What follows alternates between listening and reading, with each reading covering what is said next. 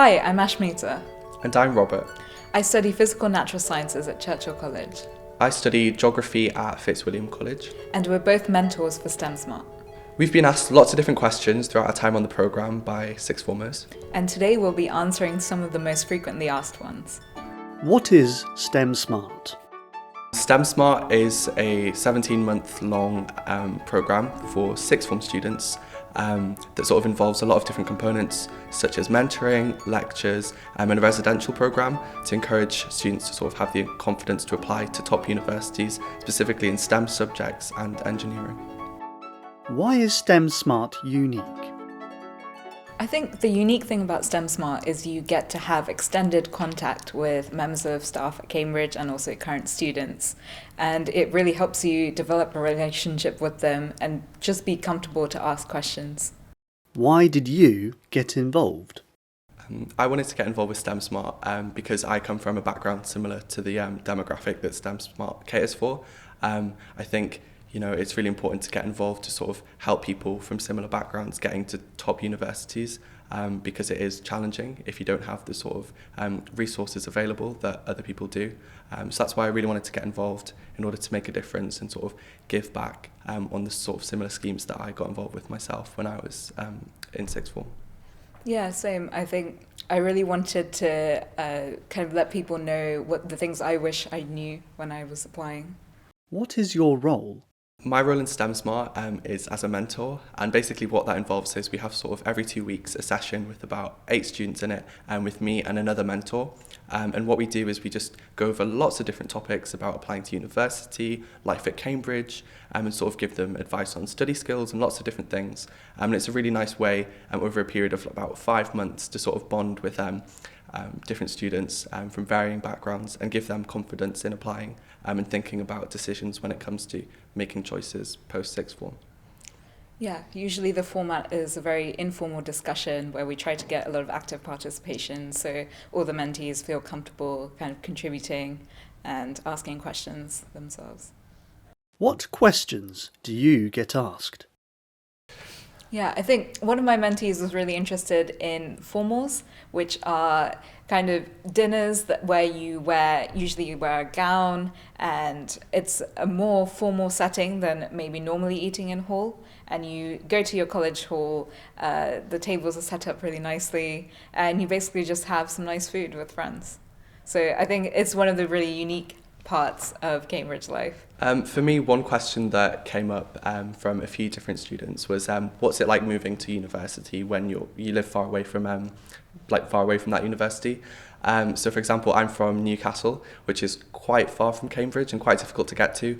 But what I'd say is that you will find your community here. For example, there's the Northern Society and this, things like the Welsh Society. So there's lots of different groups of people from similar backgrounds to yourself, and you will find that here. And I think that's one of the benefits of Cambridge as well, is that there are groups for everything, and you will find your people and your people will find you. And it makes it a sort of home away from home. Yeah, if you feel like there's a society that you want to start, that there's equally funding available for that. Does it help that you were recently at sixth form? It helps massively, because of COVID, and we've all got similar experiences in terms of how to deal with sort of the impact of the pandemic on learning. So I think being so recently at sixth form gives us a good perspective with that. And also having done A-levels very recently means that we're best placed in order to help students that are also currently doing A-levels and give them the support and learn from the experiences that we had and the mistakes that we made when we were at sixth form. Yeah, I completely agree. How is uni different to sixth form? I would say one of the main differences is that at university there's a lot of emphasis on independent learning, whereas in sixth form it's very timetabled, it's very like you go to a class, then you do a specific thing. Whereas here, a lot of the time you do kind of independent work, you're doing, for example, a problem sheet based on things that they have said in a lecture.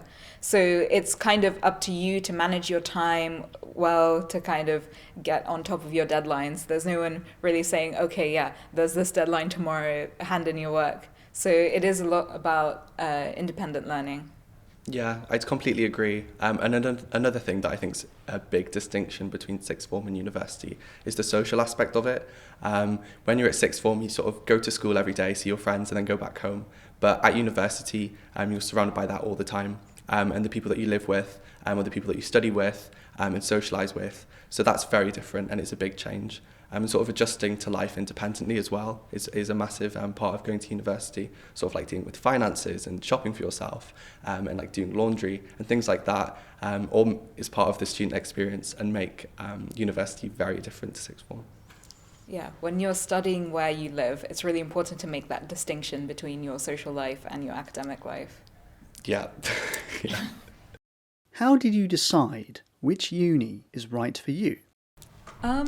I think at the beginning when I was researching unis, I tried to go to some open days, some virtual open days, and just read the prospectuses online and things like that, just to see what kind of things each of the unis offered, what kind of facilities, what kind of teaching style. And I guess Cambridge really drew me because of first of all, the unique course, and also the kind of unique style of teaching, which, yeah. Yeah, applying to university is a very personal choice, and it's very daunting being faced with sort of 5 options of all the universities that you have to choose from, and then ultimately 2 when it comes down to insurance choice and firm choice.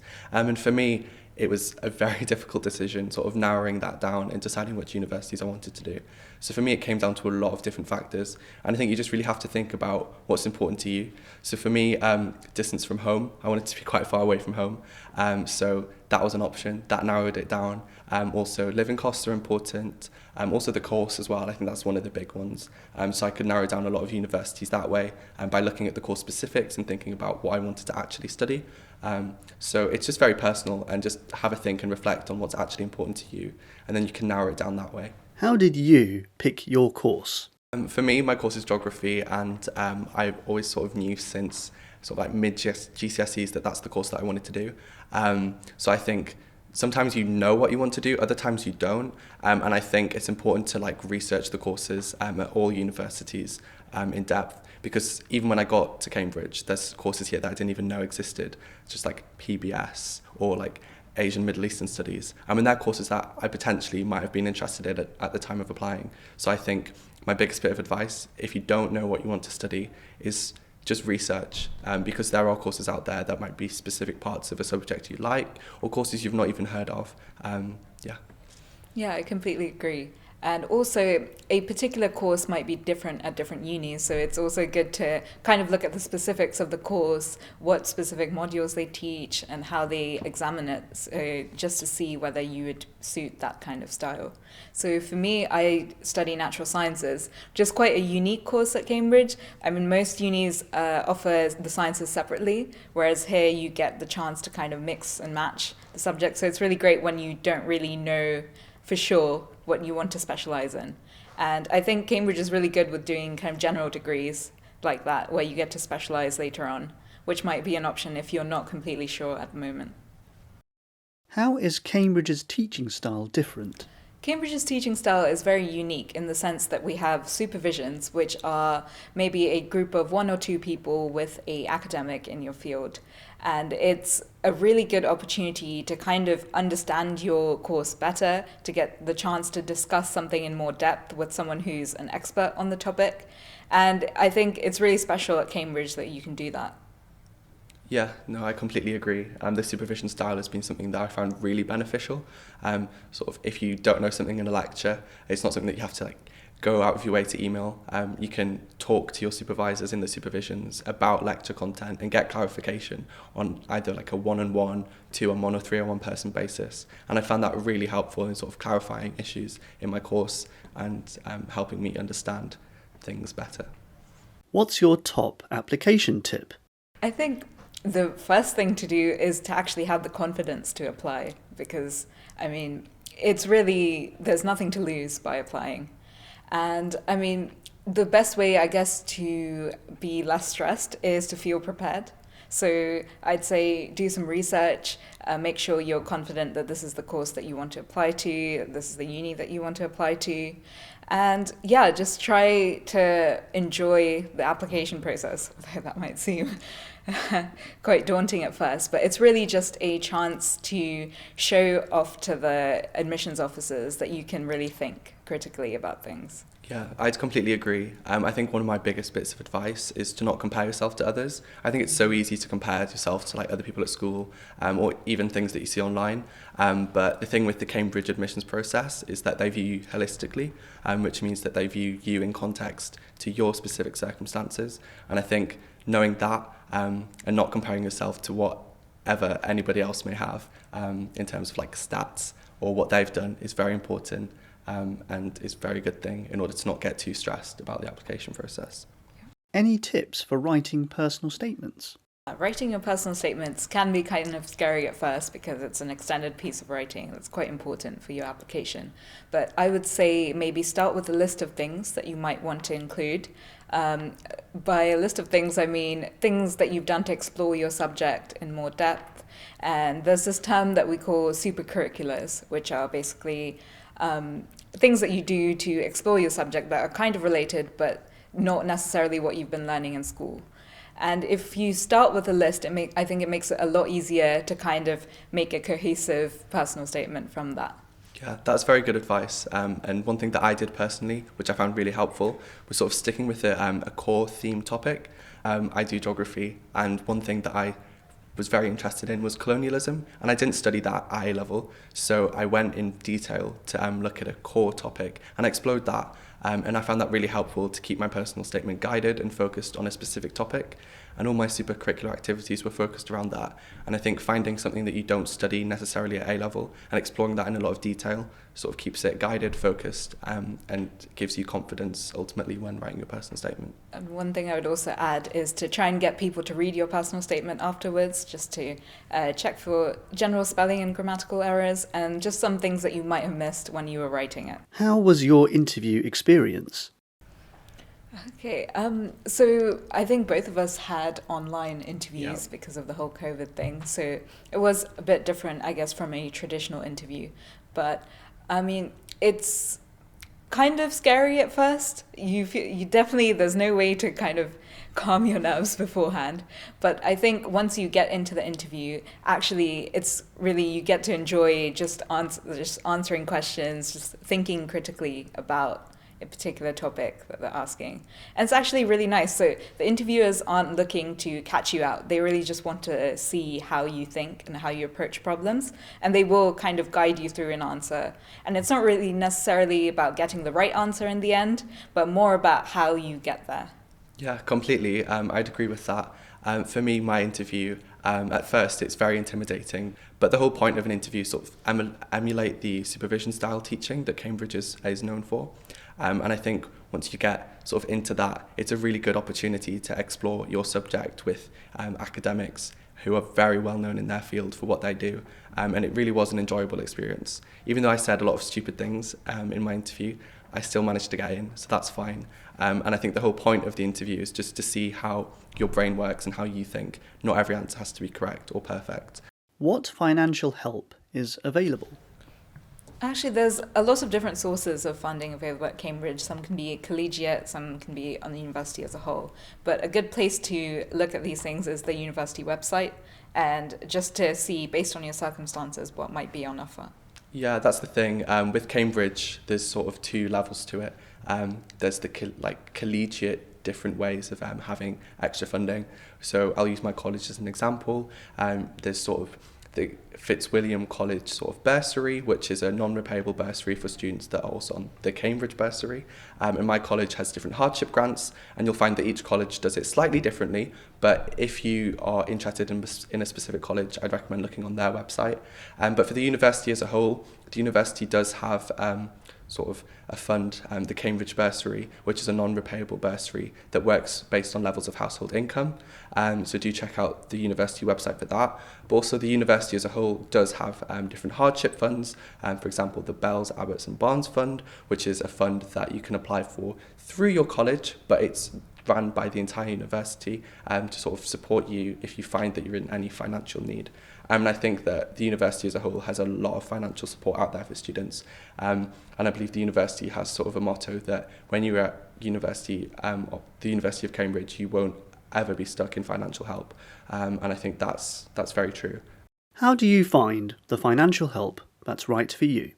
It is quite difficult to find because based on the fact that there's loads of different sources of funding. So my advice would to be start on the university website, see what's on there.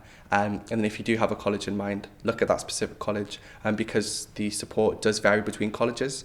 But I would say that even the college with the least amount of support does have a massive amount of support. And I think that's important to bear in mind compared to other universities. Cambridge's financial support is very, very good. But do just check the different websites in order to get them, to get more information and detail on that. What's Cambridge life like? Well, I mean, life at Cambridge, it's interesting. I guess the terms are pretty intense. So we have quite short terms and it's a lot of learning kind of packed into the terms. But equally, there's a lot of time to do other stuff, to do extracurricular things, to hang out with friends. So it's really about time management as to how much you can fit into your term. But yeah, I would say it's both challenging and fun at the same time. Yeah, I'd completely agree. It's the most intense thing I've ever done, but also the best thing I've ever done. And I've got to have some of the most amazing experiences. And I'm only 2 out of the 3 terms in my first year. And I'm already thinking it's the best thing I've ever done. Aside from the work, the social side of things is great. Living with people in a college means that you can sort of make friends with people in a college. Then also you've got friends within your subject, and then any other sort of societies or extracurriculars that you might get involved with, of which there is an endless amount to do. And if there's not a society that you want to join, you can make it and you can get funding for it. And I think that's one thing about Cambridge that is really, really good. The amount of opportunities that you can get access to, and things such as travel grants and funding to do language courses is just something that makes this university very unique. Yeah, also Cambridge is such a pretty city in itself. It's such a historical city. So just even walking to lectures, you just feel nice. What's it like living in a college? Living in a college, it really is a chance to get to know people in a smaller community than the wider university as a whole. And it kind of makes a balance between campus life and kind of city life. So there's different universities that are just city universities or just campus universities. And I think colleges offer a mix of the two for Cambridge. Yeah, and I think colleges are really great. I mean, the whole purpose of a college is to be a space where you can socialise, live, eat, and every college has its own library. So it's a really great place to sort of have that community feel, even within a big institution like Cambridge. So I think that's one thing that makes the collegiate system very good, is that it's very sort of focused and community-based. What are Hill colleges? I'm at Fitz, and then you're at Churchill, and Churchill and Fitz are what's known as Hill colleges. So Hill College is one that's just slightly outside of the city centre, and I find that a really great thing because it means I can sort of remove myself from the sort of intense academia vibes of Cambridge when I want to, and sort of choose when to, dip my toes in and out of that. Because our colleges are sort of more modern and more recent colleges. But apart from that, every college is basically the same, apart from a few different things, maybe aesthetic reasons and some very weird, odd different things. Such as my college's, mascot is a goat, and we have little wicker goats everywhere. So there's different things about different colleges that, make them unique in their own little way. But I think no matter which college you choose, if you talk to anyone, everyone sort of loves their college and has a lot of college pride. Mm-hmm. Yeah, every college is unique in its own way. And one thing I'd add to being in a college that's slightly far away is that we have a lot of land space. We have our own playing fields on site, and it's really nice to have this kind of atmosphere that's away from the kind of tourist, the main central bit. So yeah. And there's definitely lots of things to look for when you're choosing your college when you're applying. But yeah, equally everyone enjoys the college that they're at. So yeah. What is Cambridge social life like? I think it's what you make of it. There's always more work to do at Cambridge, and learning that you don't always have to do work is a big struggle here. But the social life is amazing and it's very good. And I've made some of the best memories here. Some things that I personally do is I'm involved with my college's mixed netball team. I do a lot of access work on the side. I'm involved with the Student Union Class Act campaign, which is sort of looking at sort of care leavers, estranged students, first generation, in state school. So that's something that I'm involved with. I'm on the committee for that. And then socially, Cambridge does have nights out. Sort of every college has its own bar, so that's you can go to your college bar and socialise that way. And there's always something on in Cambridge, I've found, whether that be sort of like a jazz event somewhere or another musical event at a college, or going to formals and things like that. Cambridge has a lot going for it, and even though it's quite a small city, there's always something on to do. Yeah. Equally, adding to that, there's always something that you can do that you're interested in, because people's social lives do vary. But I think as long as you kind of find that balance between working and doing other stuff, then it's fine. It's actually really manageable to have a healthy social life. How do you manage your time here? I think time management kind of varies from person to person, but some of the techniques that I've found useful are making a calendar, and kind of blocking time to do specific tasks. And just being aware of the deadlines that I have makes me feel more organised and able to meet them. Yeah, so I'm not going to lie, I'm not the best at time management, but that's fine. A lot of people aren't. And I find that one thing that works for me is like being aware of that, and that my time management skills aren't the best. So I find that usually I just try loads of different things until I find something that sticks. And then I go with that until that doesn't work anymore. And then I have to go back to the drawing board. And that's completely fine. I really sort of got in my head in sort of sixth form that I wasn't, managing my time well. But sort of I've come to the realization that that's literally okay. And you just have to keep sort of reinventing the wheel, and trying loads of different things. And I'd say that's my biggest bit of advice, is just to continuously try new things. And if it's not working, be adaptable. Currently, I just use a piece of paper with sort of like drawn out grids of Monday, Tuesday, Wednesday, Thursday, Friday, and then I put in what I'm planning on doing. If on that day I don't get it done, I just cross it out, put it on the next day. It's very informal, and that works for me right now. It probably won't work in a few weeks, but that's fine. I can go back to the drawing board and do something again. And I think learning that time management skills vary between everyone and vary within yourself is a very important, fundamental thing to learn. Yeah, the thing is you'll definitely get a lot of practice at time management at university. So yeah, practice makes perfect. Yeah. Thank you for listening. We hope you found this useful. If you want to learn more, you can find out about STEM Smart on the university website.